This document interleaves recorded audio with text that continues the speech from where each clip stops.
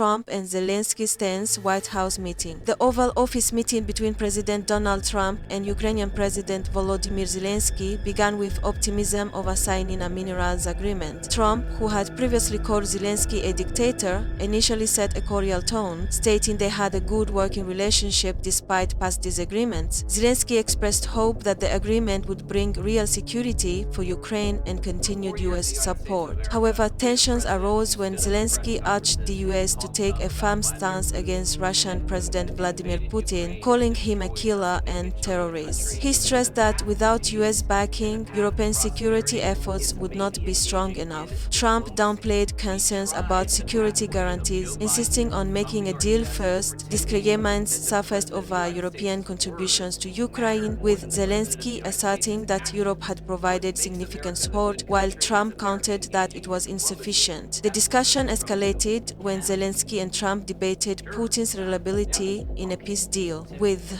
Zelensky warning that Putin would not honor a ceasefire without security guarantees. Trump dismissed these concerns, asserting that his negotiations with Putin would be different. Vice President J.D. Vance supported Trump, criticizing the Biden administration's handling of the war. When Zelensky countered that Russia had violated past ceasefire agreements, Vance and Trump reacted aggressively, questioning Zelensky's position. Meeting erupts into chaos. The meeting took a drastic turn when Trump threatened Zelensky, stating that Ukraine must make a deal with Russia or risk losing U.S. support. Vance accused Zelensky of being disrespectful by arguing his case before American media. Trump and Vance repeatedly pressed Zelensky to express gratitude, while Zelensky maintained that Ukraine needed security assurances alongside a ceasefire. Eventually, the Ukrainians were asked to leave the Oval Office and wait in a separate room. National Security Advisor Mike Waltz and Secretary of State Marco Rubio later told them to leave the White House altogether. Trump took to social media after the meeting, stating that Zelensky was not ready for peace and had disrespected the United States. Zelensky, in contrast, thanked the U.S. on social media and reiterated Ukraine's commitment to a just and lasting peace. The fallout from the meeting jeopardized the minerals agreement and raised questions about continued U.S. military aid to Ukraine. While high-level Trump administration officials confirmed that Ukraine sought to salvage the deal, they were told discussions would not continue that day. Trump insisted that Zelensky must prioritize peace over criticism of Putin. Meanwhile, European leaders contacted the US to assess the situation and determine whether the deal could be salvaged. Zelensky was scheduled to meet with British Prime Minister Keir Starmer before attending a European summit in London. The US position remained that an economic partnership must precede security guarantees. While no calls between Trump and Putin was scheduled, while Putin would honor a peace deal, a claim met with skepticism from Ukraine and its allies. You bring them on a propaganda tour, Mr. President. Do you disagree that you've had problems bringing people into your military? And do you think that it's respectful to come to the Oval Office of the United States of America and attack the administration that is trying to prevent the destruction of your country? A lot of questions. Let's start from the beginning. Sure. First of all, during the war, everybody has problems. Even you, but you have nice ocean and don't feel now, but you will feel it in the future. God bless. You don't know that. God bless. You God bless. You will not have war. Don't tell us what we're going to feel. We're trying to solve a problem. Don't tell us what we're going to feel. I'm not telling you. Because you're in no position to dictate that. That's exactly what you're doing. You're in no position to dictate what we're going to feel. We're going to feel very good. You will feel influence. We're going to feel very good and very strong. You will feel influence. You're right now not in a very good position. You've allowed yourself to be in a very bad position, and he happens to be right about it. From the very beginning of the war. You're not in a good position. You don't have the cards right now. With us, you start having cards. Right now, you don't. You're playing cards. You're playing cards. You're gambling with the lives of millions of people. You're gambling with World War III. You're gambling with World War III. And what you're doing is very disrespectful to the country, this country. That's back to you. Far more than a lot of people said they should have. Have you said thank you once? This entire meeting? No, in this entire meeting, have you said thank you? You went to Pennsylvania and campaigned for the opposition in October. Offer some words of appreciation for the United States of America and the president who's trying to save your country. please. You think that if you will speak very loudly about the war, you He's can... not speaking loudly. He's not speaking loudly. Your country's in big trouble. Can I Wait a answer? minute. No. You've done a lot of talking. Your country is in big trouble. I know. You're not winning. You're not winning this. You have a damn good chance of coming out okay because of us. Mr. President, we are staying in our country, staying strong from the very beginning of the war. We've been alone, and we are thankful. I said thanks you haven't in been this alone. cabinet. You and haven't not been only alone. in this cabinet. We gave you, through this stupid president, $350 billion. You voted we gave for you your military president. equipment, and your men are brave, but they had to use our military. What about If you didn't have our military equipment, if you didn't have our military equipment, this war would have been over in 2 weeks. In 3 days, I heard it from Putin. In 3 days. This is something Maybe new. less. In 2 weeks, of course, yes. It's going to be a very hard thing to do business like this. I tell you. Just say thank you. I said a lot of times to American people. Accept that there are disagreements, and let's go litigate those disagreements rather than trying to fight it out in the American media when you're wrong. We know that you're wrong. But you see, I think it's good for the American people to see what's going on. I understand, sir. I think it's very important. That's why I kept this going so long. You have to be thankful. You don't have the cards. You're buried there.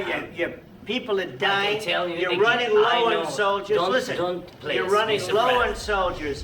It would be a damn good thing. And then you tell us, I don't want a ceasefire. I don't want a ceasefire. I want to go, and I want this. Look. If you could get a ceasefire right now, I tell you, you take it so the bullets stop flying and your men stop getting killed. Of course, we want to stop the war. But you're saying you don't want a ceasefire. But I said to you, I want a ceasefire. With guarantees. Because you'll get a ceasefire faster than an agreement. Ask our people about ceasefire, what they think. That wasn't with me. For you what that wasn't with me. That was with a guy named Biden, who was not a smart person. That was with Obama. It was your president. Excuse me. That was with Obama, who gave you sheets, and I gave you javelins. Yes. I gave you the javelins to take out all those tanks. Obama gave you sheets. In fact, the statement is, Obama gave sheets and Trump gave javelins. You got to be more thankful. Because let me tell you, you don't have the cards. With us, you have the cards. But without us, you don't have any cards. One more question to Mr. Vice President. I'm sorry. It's going to be a tough deal to make. Because the attitudes have to change. What if Russia breaks ceasefire? What if Russia breaks peace talks? What do you do then? I understand that it's a heated conversation right now. What are you saying? She's asking, what if Russia breaks the ceasefire? What if anything? What if a bomb drops on your head right now? Okay? What if they broke it? I don't know. They broke it with Biden because Biden, they didn't respect him. They didn't respect Obama. They respect me. Let me tell you, Putin went through a hell of a lot with me. He went through a phony witch hunt where they used him and Russia. Russia. You ever hear of that deal? That was a phony Hunter Biden, Joe Biden scam. Hillary Clinton, Shifty Adam Schiff. It was a Democrat scam. And he had to go through that. And he did go through it. We didn't end up in a war. And he went through it. He was accused of all that stuff. He had nothing to do with it. It came out of Hunter Biden's bathroom. It came out of Hunter Biden's bedroom. It was disgusting. And then they said, oh, the laptop from hell was made by Russia. The 51 agents. The whole thing was a scam. And he had to put up with that. He was being accused of all that stuff. All I can say is this.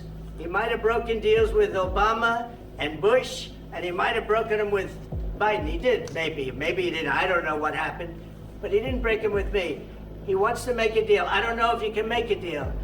The problem is, I've empowered you to be a tough guy. And I don't think you'd be a tough guy without the United States. And your people are very brave.